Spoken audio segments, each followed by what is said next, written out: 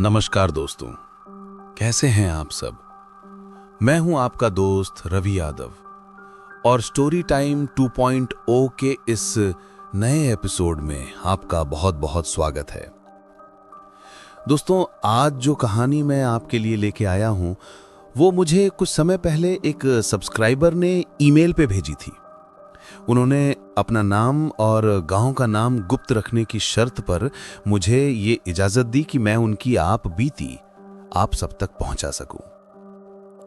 ये कहानी सिर्फ डरावनी नहीं है, बल्कि ये एक सबक भी है, एक चेतावनी है कि हमारे बड़े बुजुर्गों की हर बात को अंधविश्वास कहकर टाल देना कितनी बड़ी भूल हो सकती है।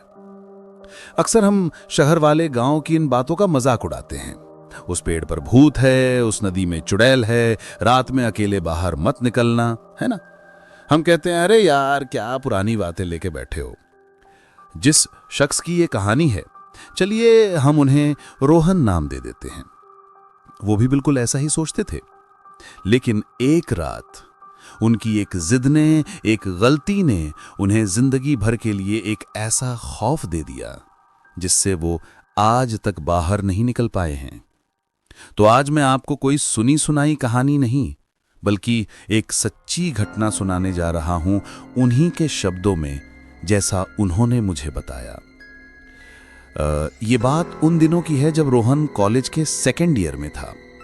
गर्मियों की छुट्टियों में वो अपने गांव गया हुआ था। उसका गांव चारों तरफ खेतों और जंगलों से घिरा हुआ एक शांत सा इलाका है। गांव के ठीक बाहर से एक नदी गुजरती है जिसे गांव वाले पगलिया नदी कहते हैं। उसका बहाव इतना अनप्रिडिक्टेबल है कि वो कब किस तरफ मुड़ जाए कोई नहीं जानता। इसी नदी के पार एक दूसरा गांव है और इन दोनों गांवों को जोड़ता है एक कच्चा रास्ता जो शायद 5-6 किलोमीटर लंबा होगा। ये रास्ता घने पुराने पेड़ों के नीचे से होकर गुजरता है, इतने घने कि दिन में भी वहां सूरज की रोशनी मुश्किल से पहुंचती है। गांव वाले इसे चुड़ैल वाला रास्ता कहते थे। अब देखिए, ये नाम ही अपने आप में कितना अजीब है, चुड़ैल वाला रास्ता। शहर का कोई आदमी सुनेगा तो हंसेगा, लेकिन गांव में इन नामों के पीछे कोई ना कोई कहानी, कोई ना कोई हादसा जुड़ा होता है। वो नाम यूं ही नहीं रखे जाते।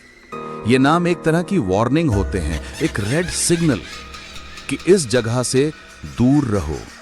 पर हम पढ़े लिखे लोग इन सिग्नल्स को नजरअंदाज कर देते हैं, ठीक वैसे ही जैसे रोहन ने किया था। गांव के जितने भी बड़े बूढ़े थे, खासकर रोहन के दादाजी, उस रास्ते के लिए हमेशा एक ही हिदायत देते थे। वो कहते, बेटा दिन के उजाले में जितनी बार मर्जी हो जाओ, पर जैसे ही सूरज ढल जाए उस रास्ते पर अकेले जाने की भूल मत करना। और अगर कभी जिंदगी मौत का सवाल आ जाए और जाना भी पड़े तो एक बात गांठ बांध लेना, अगर पीछे से किसी औरत की पायल की आवाज आए या कोई तुम्हें नाम लेकर पुकारे तो चाहे जो हो जाए, तुम्हारी जान चली जाए, पर पलटना मत। रोहन जब भी पूछता कि क्यों दादाजी, ऐसा क्या है वहां, तो वो एक गहरी सांस लेकर कहते, एक अतृप्त आत्मा है, वो भटकती है सालों से अपने शिकार की तलाश में, जो पलट गया वो उसका हो गया। रोहन उनकी बातें सुनता और मन ही मन मुस्कुरा देता। उसे लगता शायद किसी जंगली जानवर या लुटेरों से बचाने के लिए ये कहानियां गढ़ी गई हैं। और फिर वो रात आई, वो मनहूस रात के करीब 11 बज रहे थे। रोहन का परिवार सोने की तैयारी कर रहा था कि घर का लैंडलाइन फोन बजा। फोन दूसरे गांव से था, उसके मामा जी के घर से। मामी जी की तबीयत अचानक बहुत खराब हो गई थी और उन्हें तुरंत अस्पताल ले जाने की जरूरत थी। गांव में रात के समय कोई गाड़ी मिलती नहीं थी। रोहन के पास उसकी नई बाइक थी और वो अकेला ही था जो उनकी मदद के लिए जा सकता था। उसके दादाजी ने उसके पैर पकड़ लिए। उनकी आंखों में असली डर था। वो बोले, बेटा हाथ जोड़ता हूं, मत जा, वो रात नहीं है बाहर निकलने वाली, सुबह होते ही चले जाना। पर रोहन पर जवानी का जोश और अपने पढ़े लिखे होने का घमंड सवार था। उसने कहा, दादाजी आप भी कैसी बातें कर रहे हैं, मामी जी की जान खतरे में है और आप इन कहानियों में पड़े हैं। कुछ नहीं होता, मैं बाइक से जाऊंगा और बाइक से ही आऊंगा, रास्ते में रुकूंगा भी नहीं। उसने उनकी एक ना सुनी, बाइक की चाबी उठाई और निकल पड़ा। शुरू के 10-15 मिनट सब ठीक था। पक्की सड़क पर बाइक हवा से बातें कर रही थी, पर जैसे ही उसने बाइक उस चुड़ैल वाले रास्ते पर मोड़ी, माहौल एकदम से बदल गया। चारों तरफ का सन्नाटा जैसे और भी गहरा हो गया। पेड़ों के पत्ते तक नहीं हिल रहे थे, हवा बंद हो गई थी। झिंगुरों की जो आवाज अभी तक आ रही थी वो भी अचानक थम गई। ऐसा लगा जैसे पूरे जंगल ने किसी अनहोनी के डर से अपनी सांस रोक ली हो। रोहन लगभग आधा रास्ता पार कर चुका था कि अचानक बाइक ने एक झटका दिया और बंद हो गई। उसने कई बार किक मारी, सेल्फ दबाया, पर कुछ नहीं हुआ। वो बिल्कुल मुर्दा हो चुकी थी। अब उसके माथे पर चिंता की लकीरें उभर आईं। चारों तरफ घना अंधेरा था, मोबाइल में नेटवर्क भी नहीं था। उसके पास पैदल चलने के सिवा और कोई चारा नहीं था। उसने मोबाइल की टॉर्च जलाई और तेजी से आगे बढ़ने लगा। हर छोटी मोटी आवाज पर उसका दिल उछल पड़ता। सूखे पत्तों की सरसराहट भी किसी के कदमों की आहट लगती। तभी उसे वो आवाज सुनाई दी, छम छम छम, बहुत ही धीमी और लयबद्ध, जैसे कोई बहुत आराम से टहल रहा हो। किसी औरत के पायल की आवाज। उसके कदम वहीं रुक गए। उसके कानों में दादाजी के शब्द गूंजने लगे। उसके दिल की धड़कन ढोल की तरह बजने लगी। दोस्तों, डर एक बहुत अजीब चीज है। जब तक वो दूर होता है हम शेर बने रहते हैं, लेकिन जब वो ठीक आपके पीछे आकर खड़ा हो जाता है ना, तब दिमाग काम करना बंद कर देता है। उस वक्त रोहन के साथ भी यही हो रहा था। उसका दिमाग कह रहा था, अरे कोई औरत होगी, मदद चाहिए होगी, लेकिन उसका दिल जो गांव की उन कहानियों को सुनकर बड़ा हुआ था वो कांप रहा था। रोहन ने खुद को हिम्मत दी और तेजी से आगे चलना शुरू कर दिया। उसने सोचा वो जितनी तेजी से चलेगा आवाज पीछे छूट जाएगी, पर वो गलत था। जैसे ही उसने अपनी रफ्तार बढ़ाई, पायल की आवाज भी तेज हो गई। छम छम छम छम। अब वो इतनी पास लग रही थी कि लगा जैसे उसके कंधे के ठीक पीछे कोई चल रहा है। उसकी हिम्मत जवाब दे गई। वो लगभग दौड़ने लगा। उसकी सांसें फूल रही थीं और पसीना माथे से बहकर आंखों में जा रहा था। और तभी उसके पीछे से एक ऐसी आवाज आई जिसने उसके दौड़ते हुए कदमों को वहीं जमा दिया। एक बहुत ही मीठी, सुरीली और मासूम सी आवाज, अरे सुनो तो, रुक जाओ, इतनी तेजी से कहां जा रहे हो? उसका पूरा शरीर सुन्न पड़ गया। वो एक औरत की आवाज थी, पर उस आवाज में कुछ ऐसा था जो स्वाभाविक नहीं था। वो जरूरत से ज्यादा मीठी थी, जैसे कोई आपको अपने जाल में फंसाने की कोशिश कर रहा हो। रोहन ने बिना हिले डुले खड़ा रहा, आंखें कसकर बंद किए।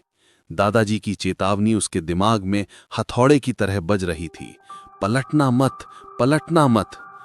आवाज फिर आई और इस बार उसमें एक हल्की सी उदासी थी।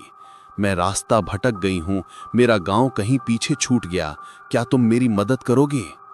रोहन का दिल पिघलने लगा। क्या पता सच में कोई बेचारी औरत मुसीबत में हो और वो यहां डरपोक की तरह खड़ा है। और फिर वो आवाज ने वो दांव खेला जिससे उसका बचा कुचा संयम भी टूट गया। उसने रोहन का नाम लिया, अरे सुनो तो, रुक जाओ, इतनी तेजी से कहां जा रहे हो? बस ये सुनना था और रोहन के दिमाग ने काम करना बंद कर दिया। उसे उसका नाम पता है, उसके दादाजी का नाम पता है। इसका मतलब वो जरूर गांव की ही कोई है। उसका सारा डर, सारी चेतावनियां धुएं की तरह उड़ गईं। उसे खुद पर शर्म आने लगी कि वो एक बेचारी औरत से डर रहा था। उसने एक गहरी सांस ली और अपनी जिंदगी की सबसे बड़ी गलती कर दी। वो पलट गया। सामने उससे करीब 10 कदम दूर वो खड़ी थी। लाल रंग की पुरानी सी साड़ी पहने, लंबे घने बाल खुले हुए और चेहरा घूंघट की तरह बालों से ढका हुआ था। चांद की जो हल्की फुल्की रोशनी पत्तों से छन कर आ रही थी, उसमें उसका शरीर एक परछाई जैसा लग रहा था। उसने धीरे से अपने बालों को चेहरे से हटाया और एक पल के लिए रोहन की सांस रुक गई। वो बेहद खूबसूरत थी, इतनी ज्यादा कि शब्दों में बयां नहीं किया जा सकता। बड़ी बड़ी कजरारी आंखें, तीखी नाक और गुलाब की पंखुड़ियों जैसे होंठ। उसकी आंखों में एक अजीब सी कशिश थी, एक जादू था जो आपको अपनी तरफ खींच रहा था। उसने रोहन को देखकर एक मीठी सी मुस्कान दी। शुक्रिया, मुझे लगा था तुम भी बाकियों की तरह भाग जाओगे। रोहन ने राहत की सांस ली और शर्मिंदगी से मुस्कुराया। उसने कहा, माफ करना, मैं थोड़ा डर गया था। आप कौन हैं? मैंने आपको गांव में पहले कभी नहीं देखा। वो धीरे धीरे बहुत ही नजाकत से उसकी तरफ बढ़ने लगी। उसकी पायल की आवाज अब कानों में मिश्री घोल रही थी, छम छम छम। वो उसके पास आती हुई बोली, मैं नई आई हूं, पर तुम्हें तो मैं बरसों से जानती हूं, तुम्हारा ही इंतजार कर रही थी। उसकी बातें अजीब थीं, पर उसकी खूबसूरती के आगे रोहन को कुछ समझ नहीं आ रहा था। वो बस मंत्रमुग्ध सा उसे देख रहा था। जैसे ही वो उसके मोबाइल की टॉर्च की रोशनी में आई, रोहन की नजर एक पल के लिए नीचे उसके पैरों पर पड़ी, और जो उसने देखा उसे देखकर उसके पैरों तले जमीन खिसक गई। उसके हलक में उसकी चीख जम गई। उसके पैर उल्टे थे, एड़ी आगे की तरफ थी और पंजे पीछे की तरफ मुड़े हुए थे। उसका पूरा शरीर बर्फ की तरह ठंडा हो गया। उसका दिमाग सुन्न हो गया। उसने कांपते हुए अपनी नजर ऊपर उसके चेहरे पर उठाई। वो चेहरा जो एक सेकंड पहले उसे दुनिया का सबसे खूबसूरत चेहरा लग रहा था, अब उसकी आंखों के सामने बदल रहा था। उसकी मीठी मुस्कान एक कान से दूसरे कान तक फैलती जा रही थी, और उसके गुलाब जैसे होंठ फटकर अंदर से नुकीले पीले दांत दिखा रहे थे। उसकी बड़ी बड़ी कजरारी आंखें अंदर की तरफ धंस रही थीं, और उनकी जगह दो खाली काले गड्ढे बनते जा रहे थे, जिनमें से एक अजीब सा धुआं निकल रहा था। उसकी चिकनी गोरी त्वचा गल रही थी, पिघल रही थी, और उसके नीचे से काला पड़ चुका मांस और पीली हड्डियां नजर आ रही थीं। वो कोई औरत नहीं थी, वो एक जिंदा सड़ती हुई लाश थी, एक चुड़ैल। उसने अपना एक गला हुआ हड्डियों वाला हाथ रोहन की तरफ बढ़ाया और एक ऐसी कर्कश गैर इंसानी आवाज में कहकहा लगाया जो उस पूरे जंगल में गूंज उठा। वो हंसी नहीं थी, वो सदियों की भूख की चीख थी। आखिरकार पलट ही गया। अब तुम मेरा है। बस इसके बाद अंधेरा छा गया। रोहन को बस इतना याद है कि वो चीखना चाहता था, पर उसकी आवाज नहीं निकल रही थी। जब उसकी आंख खुली तो सुबह हो चुकी थी और वो अपने घर के बिस्तर पर था। गांव के कुछ लोग जो सुबह खेतों की तरफ जा रहे थे, उन्हें वो उस रास्ते पर बेहोश पड़ा हुआ मिला था। उसकी बाइक भी वहीं पास में खड़ी थी और एक ही किक में स्टार्ट हो गई। उसे कई दिनों तक तेज बुखार रहा। वो हफ्तों तक कुछ बोल नहीं पाया, जैसे उसकी आवाज ही किसी ने छीन ली हो। गांव के वैद्य और शहर के डॉक्टर सबने इलाज किया, पर कोई फायदा नहीं हुआ।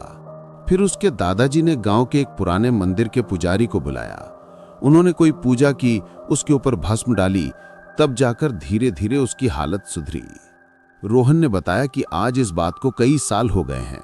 वो अब शहर में रहता है और गांव बहुत कम जाता है, और उस रास्ते पर तो दोबारा कभी नहीं गया। लेकिन वो चेहरा, वो खूबसूरत चेहरे का उस भयानक ढांचे में बदलना, वो उल्टे पैर और वो हंसी आज भी बंद आंखों के पीछे उसे दिख जाती है। आज भी कभी कभी नींद में उसे पायल की आवाज सुनाई देती है और वो पसीने में भीगकर उठ बैठता है। तो दोस्तों, ये थी रोहन की कहानी उन्हीं के शब्दों में। ये हमें एक बहुत बड़ी सीख देती है कि हर परंपरा, हर चेतावनी बेमतलब नहीं होती। उनके पीछे कोई न कोई ठोस वजह जरूर होती है। इसलिए अगली बार जब आपका कोई बड़ा आपको किसी चीज के लिए रोके, तो उसका मजाक उड़ाने से पहले एक बार जरूर सोचना। आपको ये कहानी कैसी लगी, मुझे कमेंट्स में जरूर बताइएगा, और अगर आपके पास भी ऐसा कोई अनुभव है तो जरूर साझा करें। मिलते हैं अगली कहानी में। तब तक अपना ख्याल रखें और सुरक्षित रहें।